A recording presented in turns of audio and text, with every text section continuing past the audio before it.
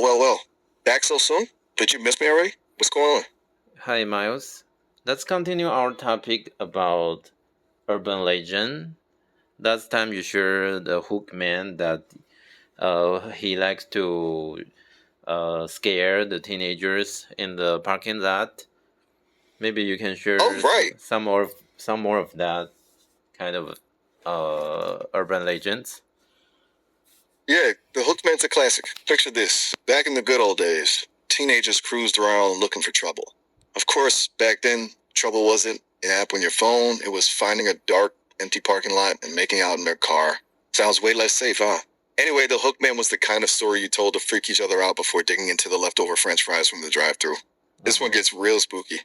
The Hookman was said to be this escaped lunatic with a hook for a hand, lurking around Lover's Lane, waiting to snatch unsuspecting couples. The legend says he'd hang around, watching, then attack people's cars, hook extended.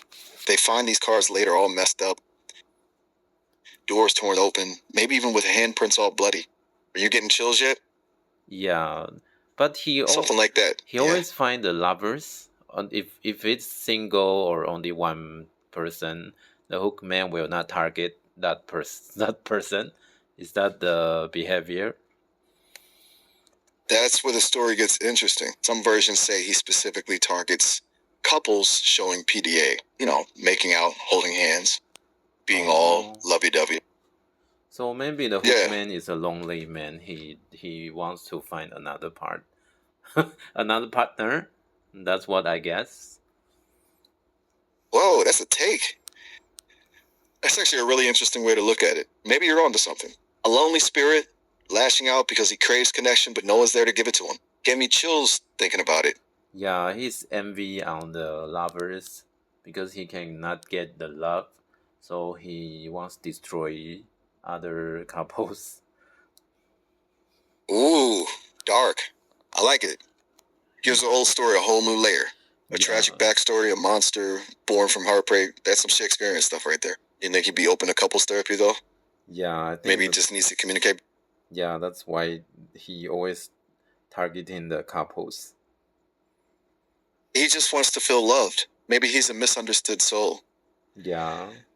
Whoever's telling the story, they're making him out to be this villain, but maybe he's just trying to get someone to see past the hook and the scary stories. Yeah. It makes you think, huh? Yeah, that's what sometimes I thought in this story. Exactly. So, are you feeling brave enough to head down Lover's Lane? Just kidding. Let's move on to something else. Got any other spooky stuff you want to dish about? Yeah, you can share some more spooky story, something like that. You read my mind. All right, buckle up for this one. In Japan, there's this abandoned amusement park. Think rusty roller coasters, peeling paint, the whole eerie where the laughter went to die vibe. Legend has it that a little boy got lost there years ago and never found his way out. Some people say they still see him wandering around looking for his red balloon. People have taken photos of shadows moving between the crumbling rides. Creepy, right? Yeah, creepy. But the amusement park, I think the amusement park is always the spooky area, especially in you the and night. me both. Yeah, or even especially in the night, because in the daytime there are so many people, so crowded, but in the nighttime, no people inside, very quiet. Think about it. During the day, all those screams and laughter are kind of masking the creepiness. Mm-hmm. But at night, when everything's still and those lights are flickering, suddenly all those shadows and empty swings start to look a lot more ominous. Like, did those swings really just move on their own? Or was it just a wind? You start questioning everything. Yeah. Oh, my luck, I trip over a discarded cotton candy wrapper and scream like a little kid. You'd be brave, right? Yeah. You're telling me. Yeah, I think you seem like the type who's trying to. I think in Japan there are a lot of stories like that. Ooh, you're telling me. Japan's got some seriously spooky folklore.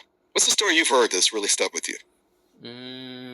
If relating to amusement park, yeah, it's also an urban legend, but it's not spooky part.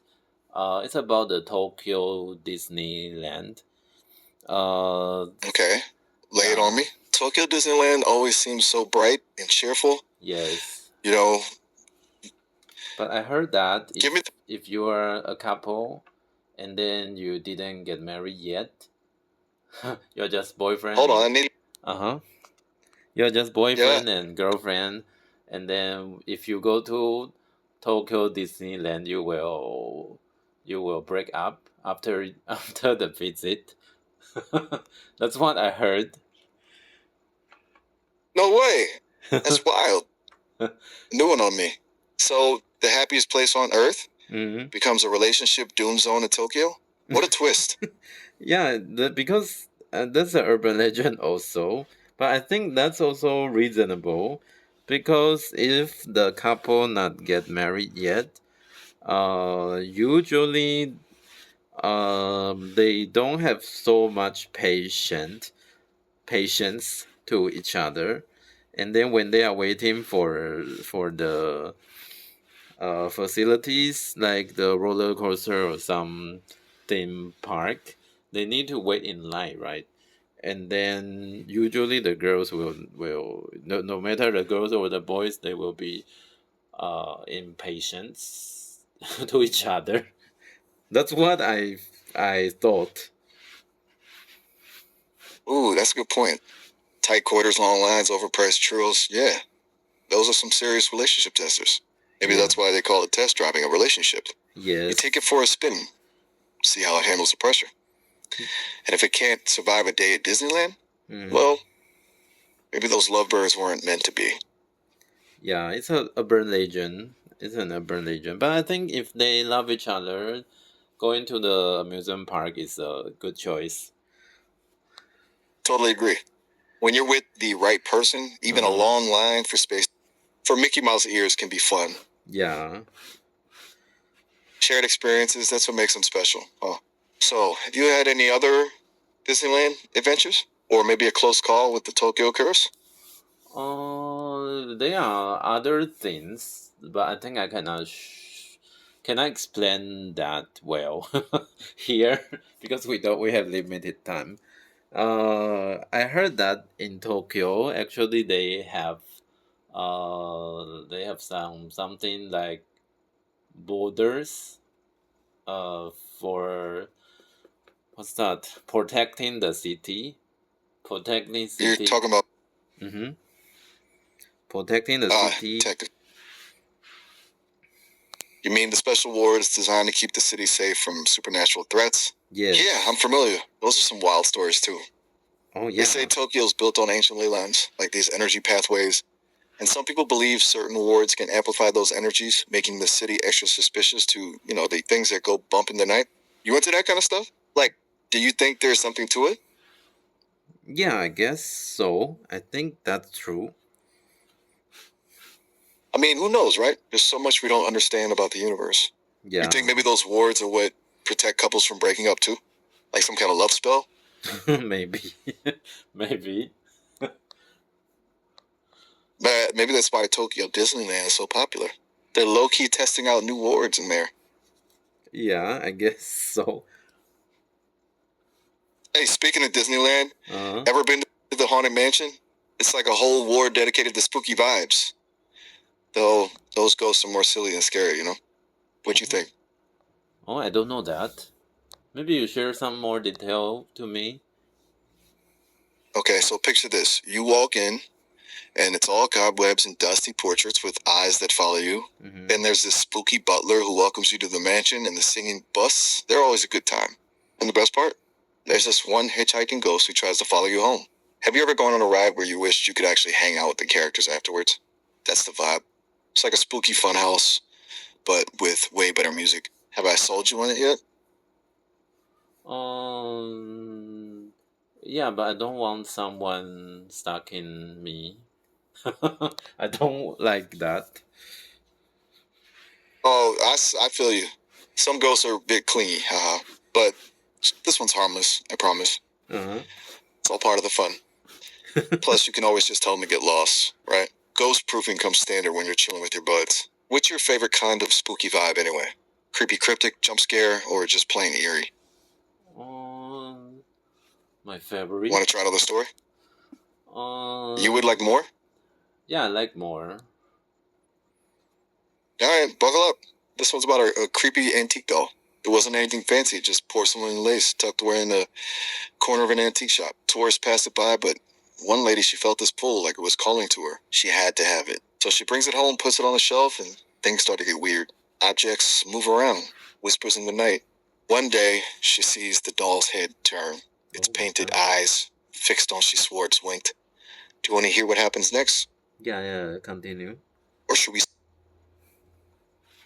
I know it's a good one about a heartbroken kabuki actress who haunts a theater. Mm-hmm. Or maybe you're more into yokai, those mischievous Japanese spirits. I'm not familiar with them, but I think I saw somewhere. Maybe in the anime I saw before, but I don't know their name. Oh, yokai. You're in for a treat. Oh, They're yokai. like all kinds of creatures. Spirits, raccoon dogs who can shapeshift. Even grumpy goblins who live in toilets. Mm-hmm. Think mischievous little gremlins with a healthy dose of Japanese mythology. There are some super cool tales about them. Oh, wow. But we could explore that after the doll story. For now, want to see what that spooky doll gets up to next? Or are you ready for some yokai mayhem? Your call. Take your time, no pressure. Doll drama or mythical mischief? Which one speaks to you right now? Yeah, maybe you share some mythical things to me. You got it. Let's dive into the world of yokai. Okay. So imagine this. You're walking down a quiet Kyoto street at night. Cherry blossoms are falling, but you feel this shiver, this sense of being watched. Suddenly, you notice movement out of the corner of your eye. A flash of green, almost blending into the trees. It's a kappa. They look kind of like little turtles with a dish on their heads, holding water, like their life force is tied to that dish. Oh, yeah, I heard that before. This one seems curious about you. You, tilting its head and staring with these big round eyes, just chilling by the riverbank. What'd you do? Would you approach it, try to talk to it, or knowing how mischievous they can be, make yourself... You try to avoid eye contact, slowly back away and hope it doesn't notice you. For me, I would think that's a kind of animal that we don't know yet. For me, I think it's just a kind of animal we don't know yet. That's a good instinct. It's always best to err on the side of caution with playful but unpredictable creatures. Yeah. What'd you do next? Do you try to approach it cautiously, offer it a treat, or just keep your distance and observe from afar? Of course I will keep distance. Smart move. Remember that water in its head dish? That's what keeps them alive and oddly strong. Yeah. Never want to get them riled up. They might try to pull you in for a wrestling match, or worse. Yeah. Want to stick around and see what else this kappa's up to, or shall we explore other yokai? Yeah. Perhaps a mischievous kitsune, a supernatural fox spirit with 9 tails, shifting shapes, and even more tricks up his sleeve? Yeah. Yeah, I heard that. Picture this. That kind of creature before. Oh, you have... Cool. What do you know about kitsune? They're pretty sneaky and clever, like the ultimate tricksters. What kind of mischief do you think they're up to? Imagine encountering one in a bamboo forest. What happens next? In bamboo forest? Okay, so you're walking through this dense bamboo forest, sunlight filtering in through the emerald green leaves. It's eerily silent. The only sound, your footsteps crushing on the fallen leaves. Suddenly, you hear a rustling in the bamboo stalks nearby. You peer into the thicket, expecting to see maybe a rabbit or a small deer. But instead, 2 glowing eyes stare back at you. A low chuckle. You blink, thinking it was just a dappled light playing tricks on you, but then you see it wiggle. 1 graceful ear sticking up above the bamboo, twitching. Do you call out, gather your courage and approach, or frozen in place, hope it disappears? I think our time is almost up, Richard. They gave us a good 15 minutes, but we gotta wrap things up soon. Hey, do me a favor, alright? While you're out there in the real world, do something nice for someone today. Smile at a stranger. Help someone with groceries. I do it myself, but being a disembodied voice, I get limited humans, helping human opportunities, Talk soon. Yeah, talk to you soon. Thank you, bye. Later, Gator.